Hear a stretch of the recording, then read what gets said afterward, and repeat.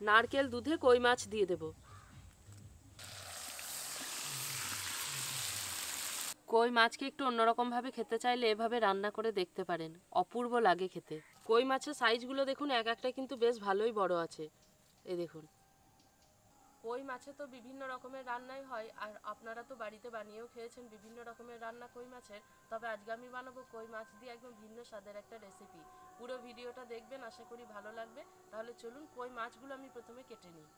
কই মাছের সাইজগুলো দেখুন, এক একটা কিন্তু বেশ ভালোই বড় আছে। এই দেখুন কত বড় সাইজ দেখেছেন কই মাছের, আর এগুলো কিন্তু আমাদের পুকুরের কই মাছ।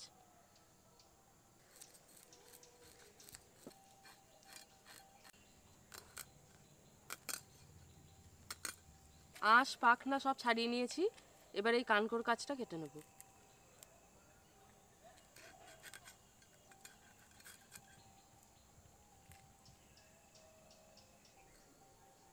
একটা কই মাছ আমি ভালো করে কেটে নিয়েছি, আর কই মাছের মুখের কাছটাও কেটে নিয়েছি। এইভাবে আমি বাকি কই মাছগুলো কেটে নেব। মাছগুলো সব কেটে নিয়েছি, এবার এগুলোকে ভালো করে ধুয়ে নিয়ে রান্নার কাছে চলে আসবো। কই মাছগুলোকে ভালো করে ধুয়ে নিয়েছি, এবার এর মধ্যে দিয়ে দেবো পরিমাণ মতো লবণ আর হলুদ গুঁড়ো দেবো। আর মাছগুলোকে না একটু পেটের দিকটা চিড়ে নিয়েছি, তাতে করে মশলা কিন্তু খুব ভালোভাবে ঢুকবে। মাছগুলো লবণ হলুদ মেখে রেখে দিয়েছি, এবার আমি মশলাটা বেটে নেব। মশলার জন্য এখানে নিয়েছি জিরে, সর্ষে দিয়ে দেব, আর দেবো কাঁচা লঙ্কা। এই তিনটেকে এখন একসাথে বেটে নেব।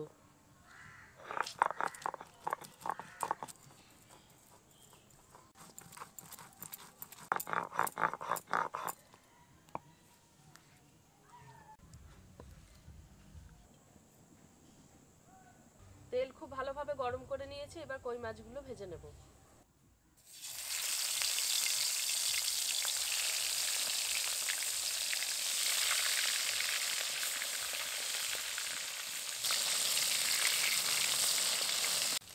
মাছগুলোকে একটু লাল লাল করে ভেজে নিয়েছি, এবার তুলে নেব।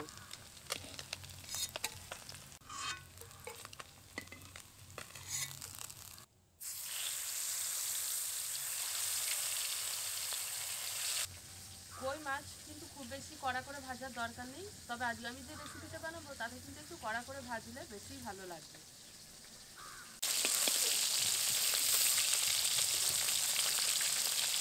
আজ আমি এই কই মাছ দিয়ে যে রান্নাটা করব সেটা হচ্ছে নারকেল দুধে কই। তার জন্য নারকেলের দুধটাকে আগে থেকে রেডি করে রেখেছি, এবার এই কই মাছগুলো আমি মশলা দিয়ে ভালো করে মেখে নেব।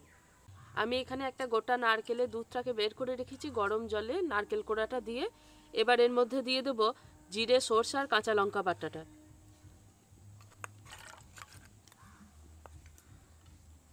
লবণ দেবো একটুখানি, আর হলুদ গুঁড়ো দেবো খুব সামান্য।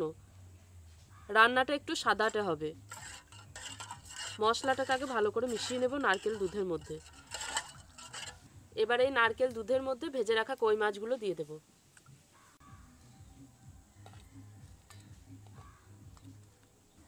নারকেল দুধের মধ্যে কই মাছগুলো দিয়ে আমি 10 মিনিট মতো ভিজিয়ে রেখে দেব।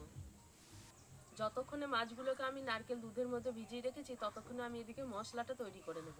প্রথমেই তেলের মধ্যে ফোড়ন দেব। দুটো শুকনো লঙ্কা দেব, এলাচ, দারচিনি আর অল্প একটুখানি গোটা জিরে দেব। ফোড়নটা ভাজা হয়ে এসেছে, এবার দেবো পেঁয়াজ কুচি।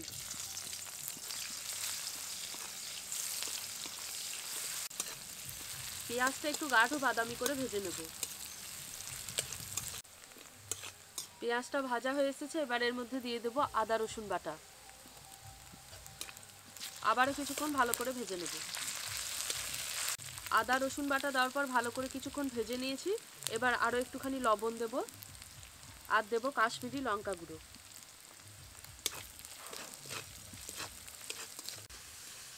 নারকেল দুধের মধ্যে মাছগুলো দিয়ে ডুবিয়ে রেখেছিলাম, 10 মিনিট হয়ে গেছে। এবার এই নারকেল দুধ সহ মাছ আমি কড়াইতে দিয়ে দেবো।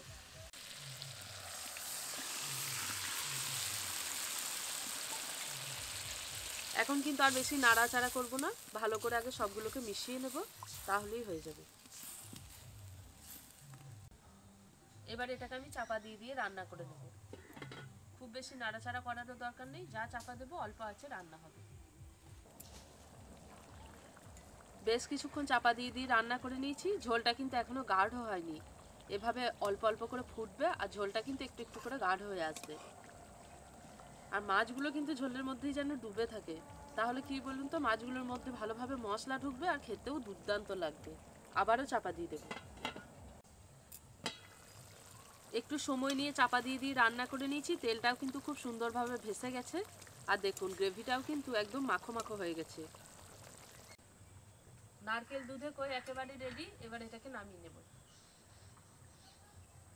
এমন স্বাদের নারকেল দুধে কই রান্না করলে কিন্তু এক থালা ভাত এমনিই খাওয়া হবে।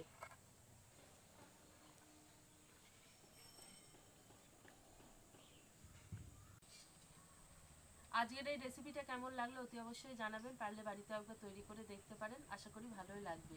আজকে এখানেই শেষ করছি, দেখা হচ্ছে পরের ভিডিওতে নতুন রেসিপির সাথে। সবাই ভালো থাকবেন, সুস্থ থাকবেন।